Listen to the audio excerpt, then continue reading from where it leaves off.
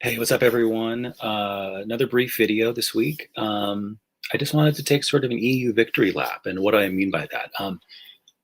I've seen other people express what I'm about to say. I feel like this past week has been one of the most exciting, reinvigorating periods of time in recent expanded universe fandom memory. Heart of the Jedi, in case you've been living under a rock and haven't seen any of the news the past week, the lost EU novel from the early 90s, which has been available for 6 years on StarWarsTimeline.net, has once again, thanks to the good offices of some fan out there via Amazon's self-publishing platform, has put physical copies of Heart of the Jedi into many people's hands. That's great. You can read on the expandeduniverse.com, thanks to Dylan and all the amazing analytic work he's done in tracking its sales rankings, just how insanely well the book has done. Cracking the top, literally the top of the charts, literally outselling on Amazon every single other Star Wars title in print. Just think about that for a moment. Take the EU victory lap with me. 30 years after its cancellation, a lost EU novel, which, as we're discovering, many fans new to the fandom were even unaware of altogether. Not even aware that it's even over here at StarWarsTimeline.net to read. 30 years after cancellation, a book uploaded by a fan is outselling every single Star Wars title in print. That's exceptional. What else happened this week in EU news? Insanely underreported that the Republic Trooper, the SWTOR Republic Trooper, won the Hasbro fan poll. If you are unaware of how significant that is because you were not around, hey, what's up, Scott? Glad you could join. Good to see you. If you're unaware of what happened a few years back in 2017 with the Hasbro fan poll, which huge controversy, you can read about it online, Google this stuff, look up articles on expandeduniverse.com about this. Basically, after a series of fan polls prior to that, in which EU characters were consistently winning, the Ben Skywalker choice won, but then Hasbro sort of felt pressured to throw the vote out. Well, guess what? Victory lap. Don't mind if I do. Exactly. Join us. Let's do it together. I think this is a time for EU fans to really celebrate together. I mean, we all did this. We all came out and promoted that Heart of the Jedi book and bought it, and didn't bitch about it and say this isn't the book I want. And the way that I feel like a couple years ago when Marvel 108 came out, a lot of people said, well, this isn't the new story I want. I want Sword of the Jedi, or I want Force Unleashed 3. No one really did that. Everyone came out to say, Heart of the Jedi, you mean I get to read more EU? Fantastic. I love it. Let me pick it up. Let me then read it and sort of decide whether I like it or not. Anyway, with the Hasbro stuff, the EU figure won, and it looks like Hasbro is going to sort of take this seriously. Now, what's interesting is, of course, there are the detractors, as there always will be. Something at Jedi Temple Archives, which was a huge instigator of a lot of the controversy a couple of years ago with the thrown out fan results. They sort of tried to bury the lead and sort of at the very end of an announcement sort of say, oh, and by the way, this EU character won. The tricky thing about Star Wars fandom is that it's so large and there's so many niches, is that the action figure community is so unique. I mean, there's almost a sense where like they don't care about the stories anymore. Like they're in it for the collecting of the figures, and I respect that, right? So they're kind of confused sometimes when they see EU stuff winning, because they're like, "What the hell is this? We just want new versions of old characters from the films." I appreciate that. They're in it for the collecting of the figures themselves, right? But this is a huge win for us. So don't take it personally when a lot of the action figure folks sort of like throw a little bit of shade at us. They don't entirely get it, right? It's just great that Hasbro doesn't seem, at least at this point, feel the pressure to throw the votes out. Again, they're standing back against any sort of made-up conspiracy theories that the EU fandom somehow cheated this or whatever. It's a great moment. Heart of Jedi, SWTOR, Republic Trooper.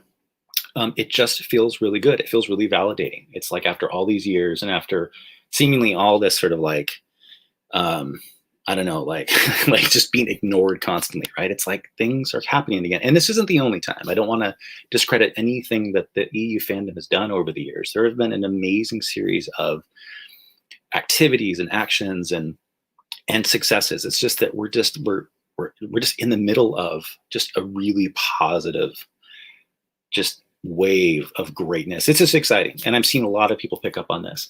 So that's really good. So, I mean, I think like a collective victory lap, a collective pat on the back, I think we should all feel really happy. We should bottle this moment, carry it with us through what inevitably will be some like dark times ahead, right? There's a peaks and valleys and stuff. And, but I think in the long run, we can continue to build on this momentum. And I hope that this is rejuvenating for lots of EU fans.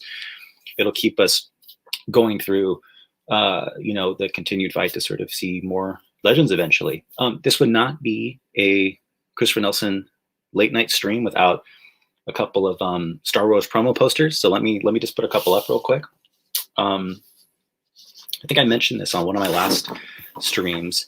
Oh, you know what, Scott, I'm glad you mentioned this. This is something too that I would say, despite its somewhat controversial nature in the fandom, I would mention this is part of this wave of success, the Titan Story Collection. I'm glad you mentioned this. It's out. I've seen it. I think it looks really good. I think they've done a really good job of making absolutely clear which part of it is Legends, which part of it are the new canon stories for those that were upset about the mixing of the two. I'm really happy to see it, and I'm glad to see that more Legend stories are being reprinted. It's fantastic. Hey, what's up, Alex? Glad to have you. So it's a good time. Take a victory lap with us. Just a couple of promo posters. I think I mentioned this on one of my last promo poster streams. This is a promo poster for Star Wars Tales. Came sort of early in the Tales run.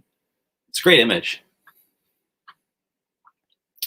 But again, I'm always a little indifferent about whether or not to collect stuff from Tales, particularly the early stuff, because of its sort of, quasi-canonical nature.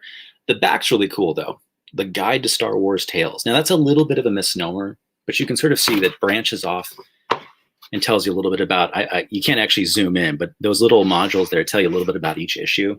Little bit of a misnomer because it's not as exactly like guides to the issues. It's more just sort of like biographic information about the different issues, but it's still really cool. I was torn about this one for years, but I had to pick it up because I just thought, it's a cool image. This is one I think I've also talked about. I have a few promo posters related to things beyond just the books and comics. My sort of overall framework is getting promo material related to content, right? And so as far as that goes, to the extent that a lot of the old Star Wars magazines contained original EU content, I need to pick up promo posters for the magazine.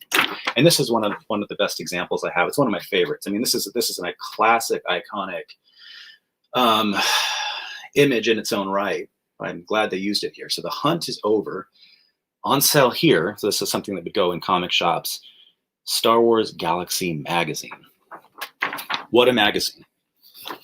What an absolutely worthwhile thing to track down for any fan. If you haven't read it, pick it up, find it online. Amazing stuff. There was Galaxy Collector, Star Wars Gamer, a whole run of magazines that are just so much fun to pick up and read. I didn't realize that. I didn't realize Matt's talking. All right, I love it. Thank you for picking me. That's all that matters. Fantastic. Yeah, Matt, I'm glad you're here. Okay. The final one.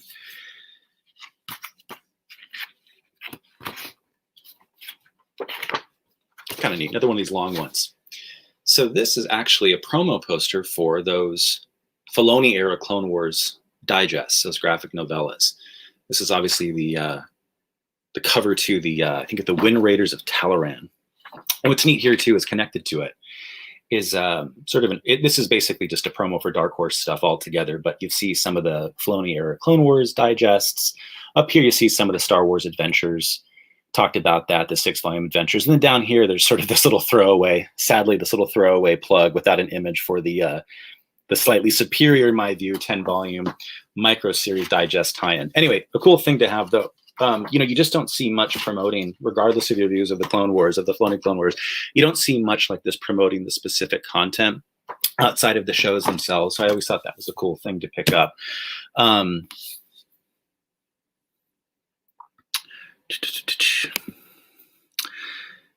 Yep. So anyway, yeah, victory lap, guys. I hope you feel like you're able to take one too. it's an exciting time. It's a really great time. I feel like I'll just be totally honest, put my cards on the table. I was a huge, when Marvel 108 came out in 2019, I was so insanely excited. It was like, oh my gosh, I think most of us who've been around since the decanonization sort of thought at the minimum we were going to have to wait at the bare minimum until episode 9 came out before we were even going to, before new EU content was even imaginable, right? The fact that we were getting something pre end of that sequel trilogy was just phenomenal, right? But before it came out, there were some fans, and they were a small minority of fans, but a vocal minority who had access to different social media platforms and stuff. We're starting to sort of raise a little bit of a stink. And again, as I said earlier in the stream, start to say things like, well, Marvel 108, I mean, I don't understand it. Is it connecting the story from 107? What do you mean it's connecting from issue 50? That doesn't make any sense. Or they'd say, oh, well, it's going to be, Lucasfilm's going to mess it up, or Disney's going to mess it up. So people are starting to prejudge it in the fandom, right? A fandom that should have been primed for all those years to be so ready for new content. They were kind of like poo-pooing it. It was just, that was a shame. And then it came out and it sold really well.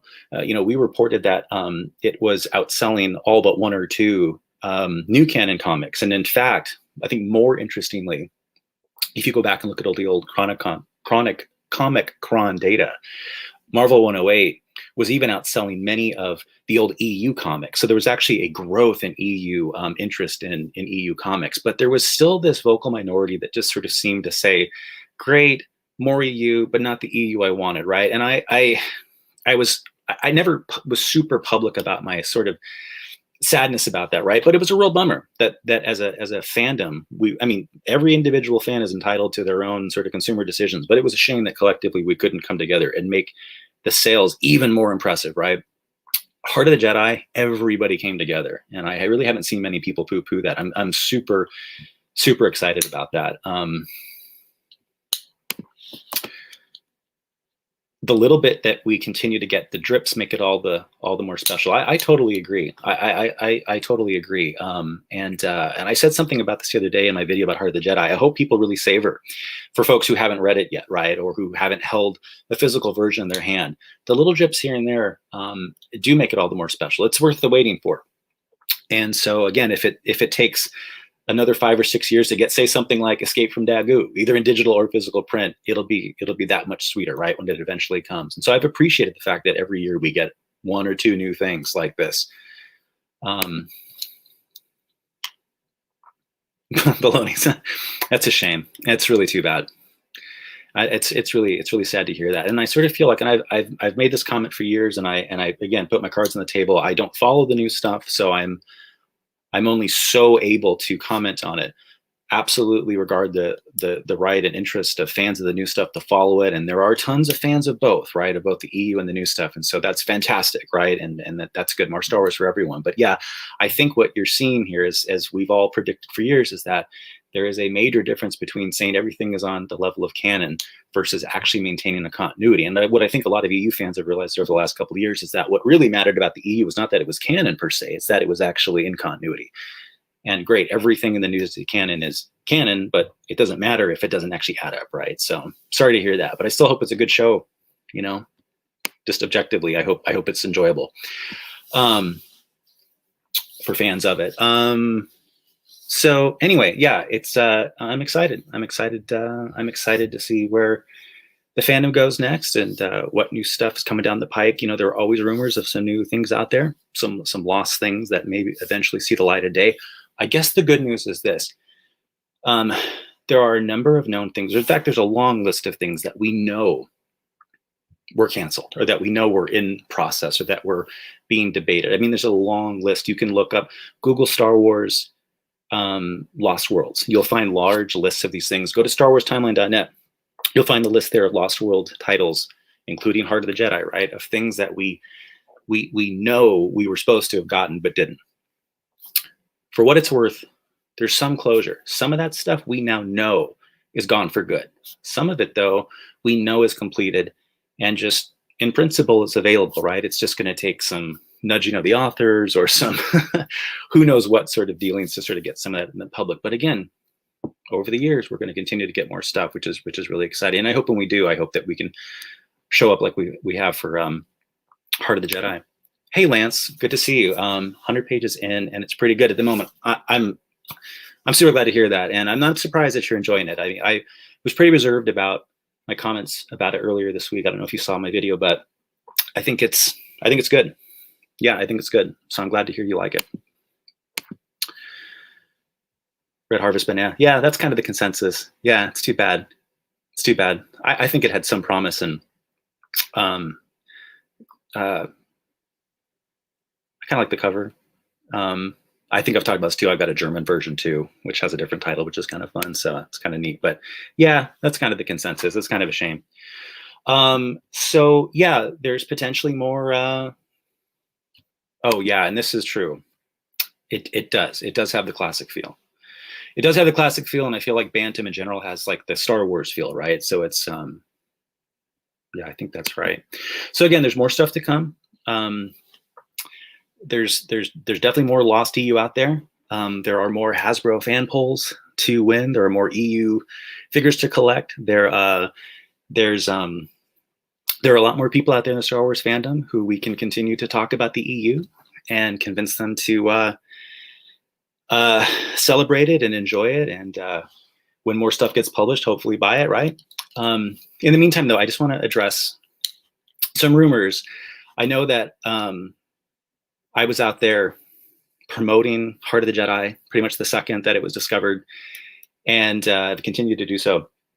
And I know there's some rumors that it was me that uploaded it. I will tell you the truth. Did I upload it? The answer is